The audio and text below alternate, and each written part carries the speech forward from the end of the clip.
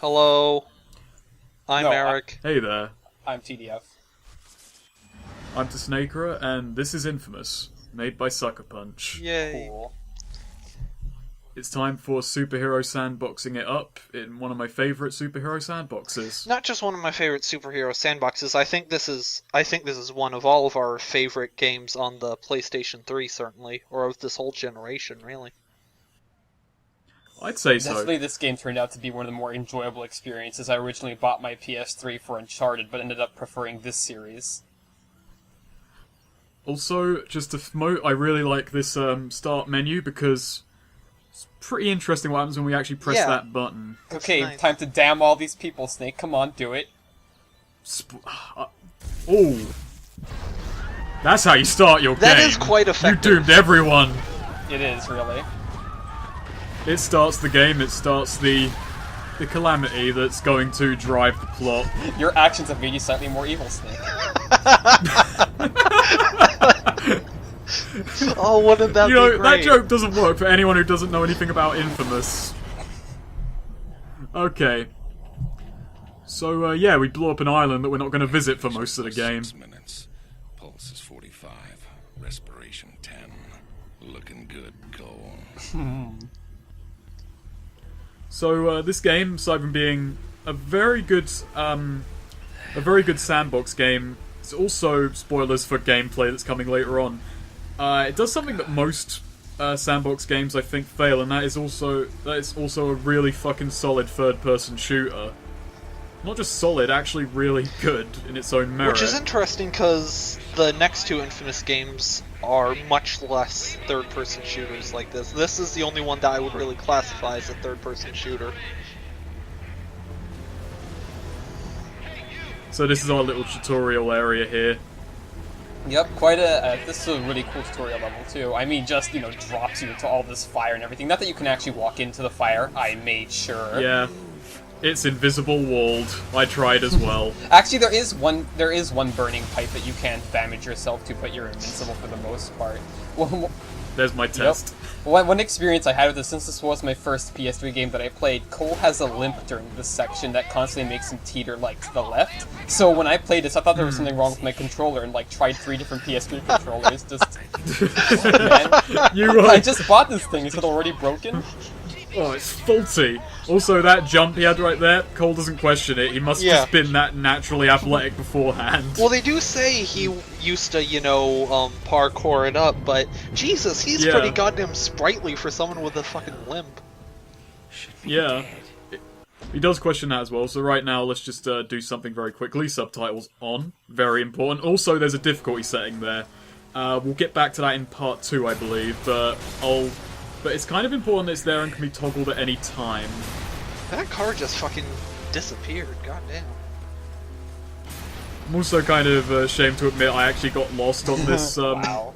tutorial mission on my first, because you have to go in certain spots to trigger certain event flags to continue. Yeah. So you get lost, but this also just shows you your first bit of parkouring, and Cole is very sticky when it comes to platforming. Just have some nastiest static shocks, fucking opens the door and blows its handle off. What's happening to me?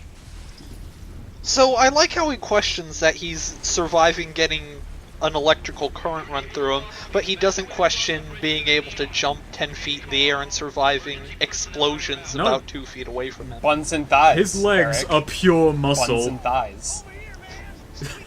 Do them squats, yo. Get ready. Squats and oats equals huge gains. I like how none of the cops question this, they just do not give a fuck.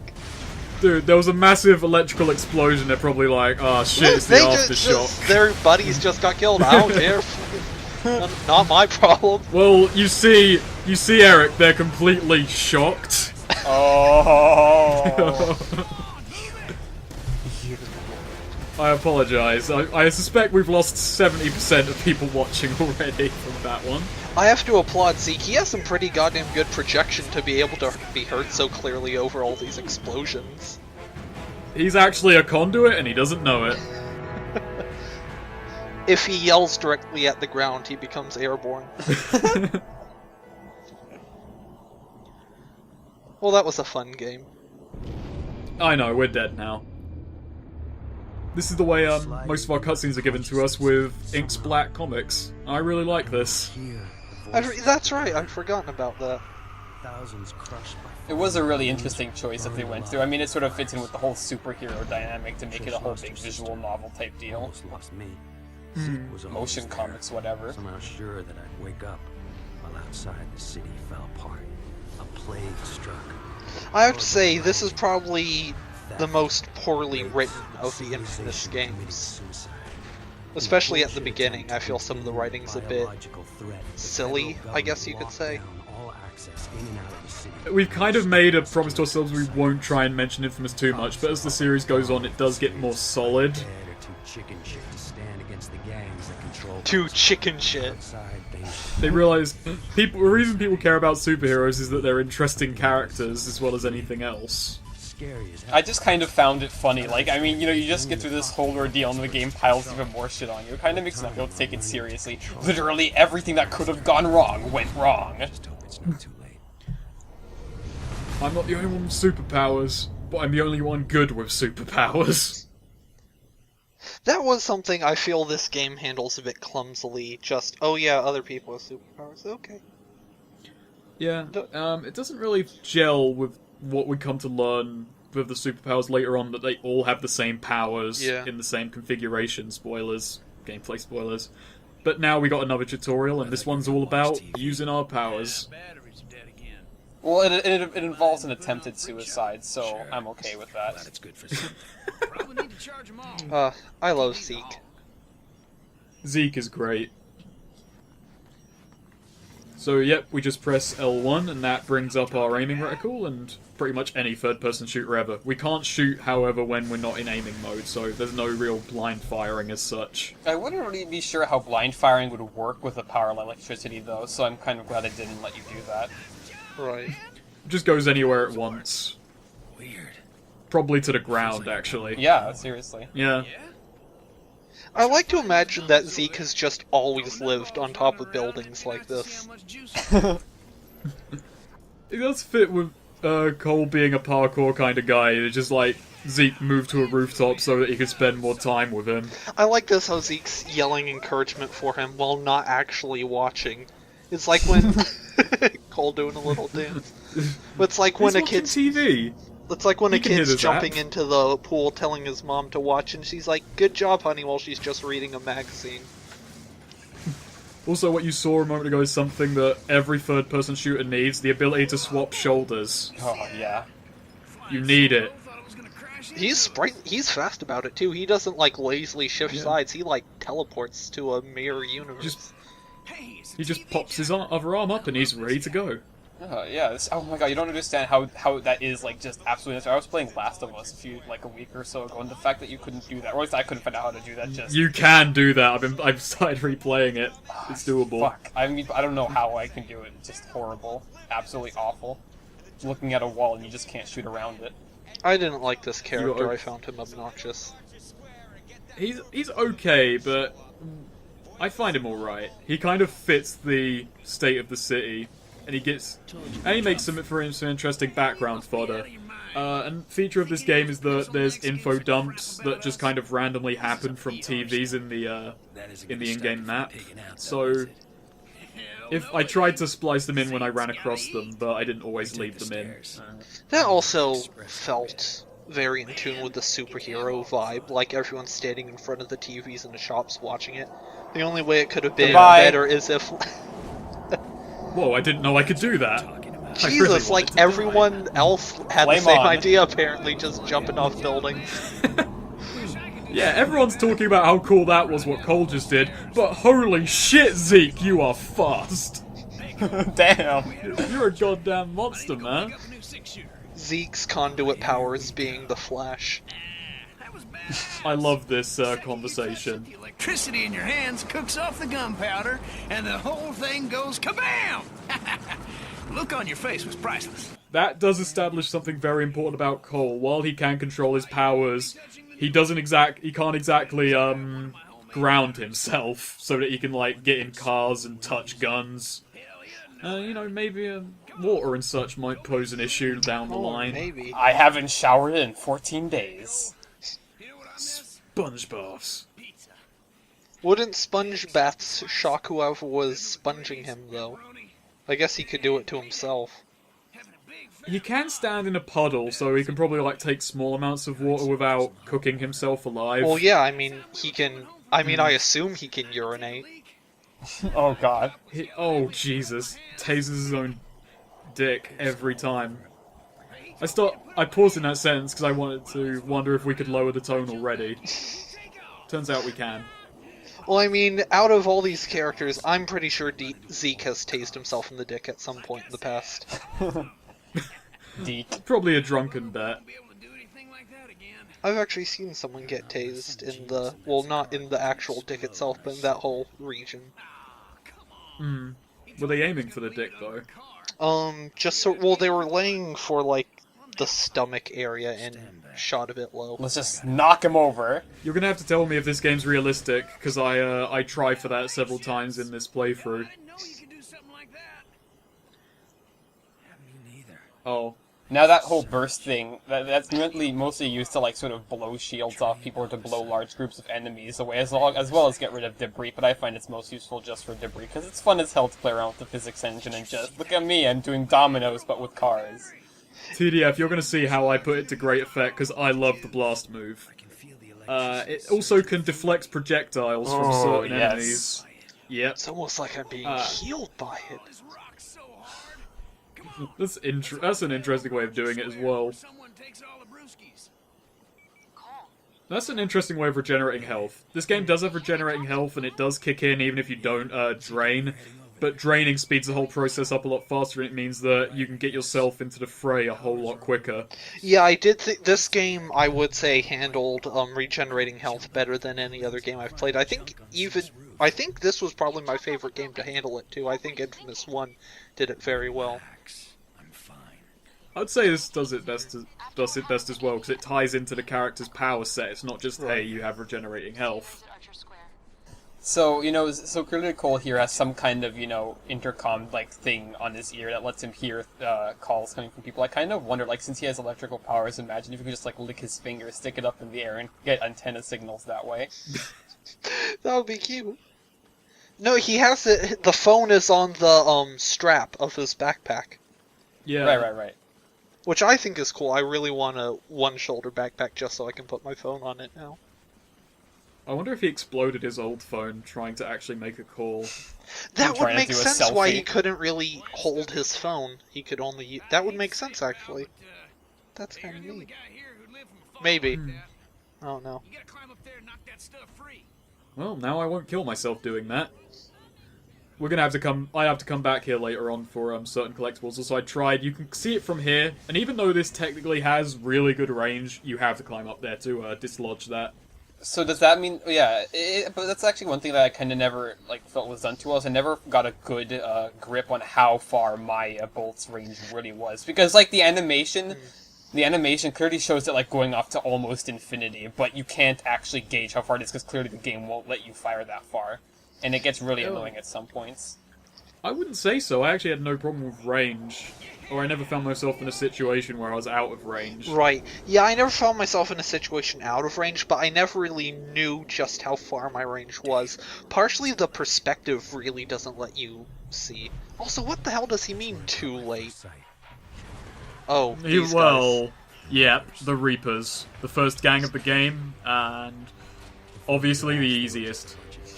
And probably the most fun gang, in my opinion, to fight. Not just because you feel the most strong fighting them, but because their gimmicks actually work pretty well against you. But have very obvious counters. I feel that they're the most cartoonish of all the gangs you fight in any of the games. They are. They don't even look like real humans. What I didn't note there as well is when you're parkouring, you can't walk off of objects without jumping or pressing circle to get down. Huh. This is my favourite combo in the game, the boost to ground kick. It's an instant knockout for most enemies, so that's what I use the blast move mostly for. Getting close, blast them, and then kick, and it's an instant kill with very little fuss. The kick looks so silly. Seriously, it looks so silly. It doesn't even look like he's really kicking them. It's like he's trying to get some shit off his shoe or something. Like he's just rolling them over. This game does have cover mechanics.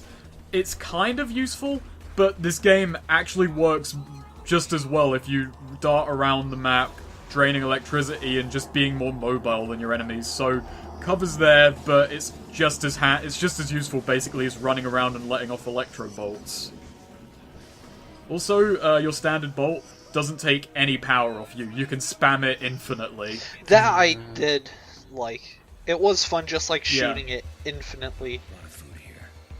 Oh. Also, even if your bar is completely drained, you can fire off bolts, so you're never left completely defenseless in that regard. Are we ready? Morality choices. Yeah. Yeah, We ready? Almost as good as in Shadow the Hedgehog. almost. The joke made before we started recording. So yeah, just stand around and do nothing and let them be all nice and happy and fed. Or kill them and take the food for yourself. kill them. Provide So for what's- your family, because a But man we're provides. nice. Good action. So yeah, good act enhance your good reputation. This picks pretty much the ending you can get rather, and it also affects your power set and your appearance. So Which choice did you guys, on your first playthrough, which did you guys pick at this moral Good. choice? Good as well. I went evil, because a man Wow. provides. edgy. I provided for everyone. I'm twice the man you are.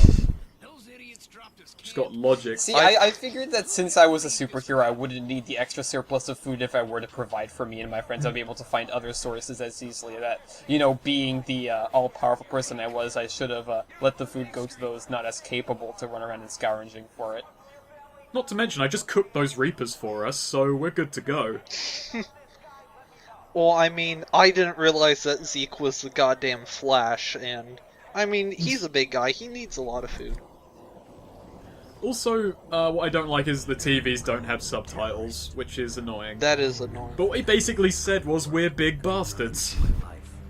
Well, we're a big bastard. He called us terrorists, Snake. That's much worse. That's anti-American. The consequences are everywhere. Whatever there'd been between Trish and me was gone.